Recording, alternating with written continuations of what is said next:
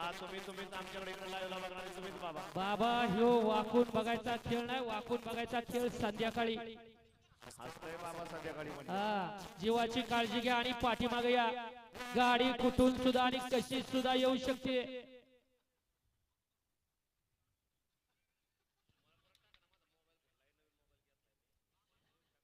यावर राजभाऊ गती घ्या. ती सोडा आणि इकडे वरती 44 वाले गाड्या झुकलेत का बघा. शेवटचा 44, कारण दुपार नंतर या ठिकाणी उन्हाळी पावसाचं वातावरण तयार होतंय. पाऊस आला, मैदान कॅन्सल झालं, घरी आपल्याला तसंच मोकळं जावं लागणार आहे. त्याच्याकरता बैलगाडी मालक खाली झेंडेवाल्याला सहकार्य करा आणि राजभाऊ गती घ्या. ती सोडा. सांगून जमलो गट सोडा, परंतु गट काय सुटना आणि माणूस काय खाली सुट्टी मेकर थांबना बघा. तो 7 वाला 9 वाला काय करायचं. झेंडा पंचानी बैल उभा राहतोय, परंतु या ठिकाणी सुट्टी मेकर आणि पाठीमागचे कंडक्टर या ठिकाणी दिवस आहेत बैलाला की त्यांनी लवकर निघून जावं. परंतु त्याच्यासाठी या ठिकाणी उशीर होतोय. उशीर झाला की या ठिकाणी राजू बाबा आता थांबलेत की सोडा की गाड्या.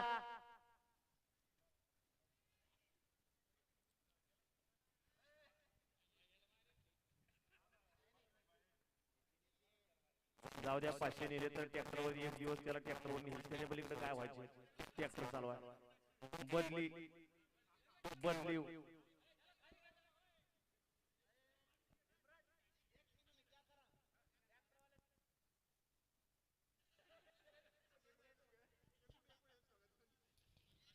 राजभाऊ 30 उभा राहतो. गाड्या सुटल्या तिडीकरांच्या मैदानातील. 30 सुटला. लढत चालू आहे 30 मध्ये. सुंदर अशा गाड्या पळतात. सुंदर अशा गाड्यामध्ये डोळ्याचं पारणं फिटणारी लढत पाहायला मिळते. आड्यालीकडे व्हाईटचा साज पळतोय. अतिशय सुंदर आणि परंतु बाजी कुणी मारली. पाठी मागणं येऊन चिटकला की काय. किती येतात किरण बघा. गडा क्रमांक 30 आणि कालायता क्रमांक 3 वरून झाली गाडी.